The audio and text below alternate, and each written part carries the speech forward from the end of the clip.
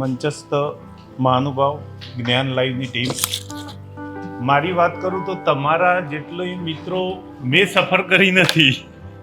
તમે જે ફેસ કર્યું છે એટલું મારે ફેસ કરવાનું થયું નથી.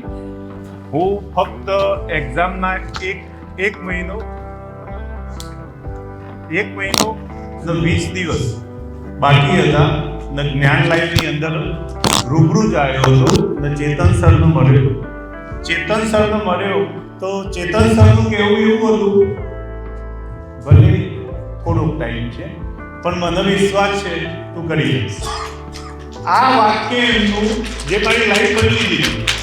ને જેવું અહીંયાથી બુક્સ ને બધું લઈ ગયો ને ઘરે જઈને બેસી ગયો, પછી 1 મહિનો 20 અમદાવાદમાં પ્રશ્ન. હવે આનાથી વધુ જ્ઞાન લાઈવ માટે કશું કહી ના શકાય કે એ ફેકલ્ટી શું છે કે અહીંયાનું મટીરિયલ શું છે, એવું આપણે આનાથી વધુ શબ્દ વાપરી ના શકીએ કે 1 મહિના 20 દિવસની અંદર 150 માણસ સુધી પહોંચી શકાય. તો જો ક્લાસ 1 ક્લાસ 2 આની તૈયારી જો એકાદ વર્ષથી આપણે જ્ઞાન લાઈવ જોડે કરતા આવીએ તો 100% એ સફળતા ઉપર પહોંચી શકીએ.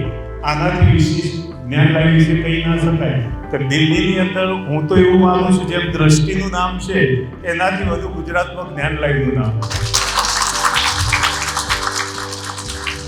હું એટલું બધું પેપર વર્ક આ બધી સ્ટડી એ ના કરી શક્યો કે સરના લેક્ચર જોયા, પછી નામ પણ મને યાદ નતા એટલા બધા.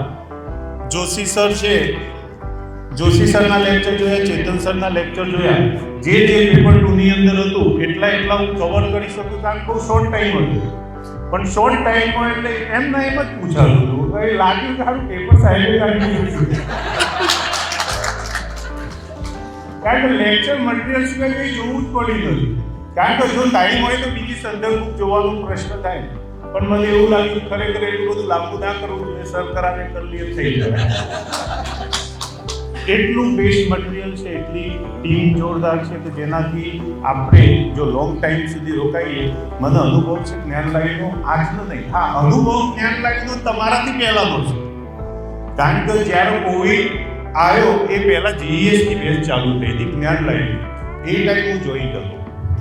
એ ટાઈમની જ્ઞાન લાઈવની અંદર બહુ જ નોમિનલ ફી સાથે હું જોઈન થયેલું જ્ઞાન લાઈવની અંદર. એ ટાઈમે મારે જીએસની 140 માર્ક હતા પણ અનુભવ નહોતો મારા જોડે. ફક્ત શોખ માટે આપી હતી ને જીએસમાં મેરિટ 90 માર્કે આપ્યું. જ્યારે 140 હતા હું સફળ હતો પણ લાગ્યો નહોતો. એના પછી છોડી દીધું. 3-3.5 વર્ષની ગેપ થઈ ને 1 જ મહિનાની અંદર સરના જે મોટિવેશનલ મને મળ્યું, 1 કલાક બેસાડેલું સરે રહીને ને પાછું ચાલુ કરી દઉં થઈ ગયું. તો જ્ઞાન લાઈવ ગુજરાતમાં બેસ્ટ છે ને હું તો એવી પ્રાર્થના કરું છું કે સર હિન્દી અંગ્રેજીમાં ચાલે તો ભારત લેવલે આપણું નામ થાય.